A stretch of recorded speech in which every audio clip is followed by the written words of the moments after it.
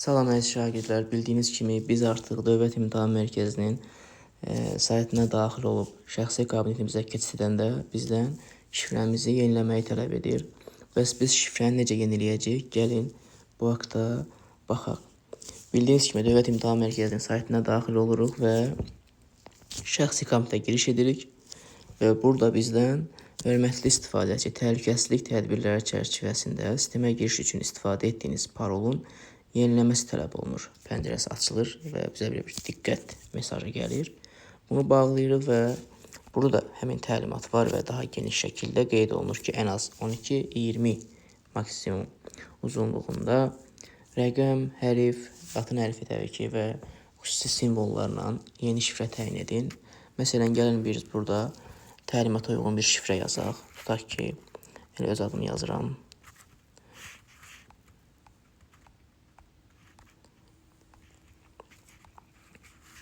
Təbriz 1990 məsələn 10 simvol oldu. Nida 2 dənə də nida məsələn. Yenə də Təbriz 1992 nida. Yadda saxlaya vururam və görürsünüz yazır parol dəyişdirildi.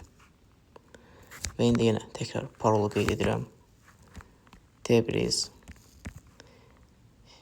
1992 nida. Və beləcə mən öz şəxsi kabinetimə daxil olurum.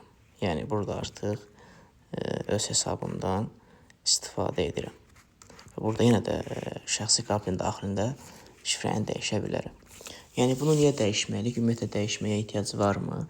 Təbii ki, biz Dövlət İmtahan Mərkəzinin keçirdiyi imtahanlarda iştirak etmək üçün bilirsiniz də, DİM-in səhifəsindən ərizəni çap etməliyik. Məsələn, may ayının 25-də 2 və 3-cü qruplar imtahan verəcəklər.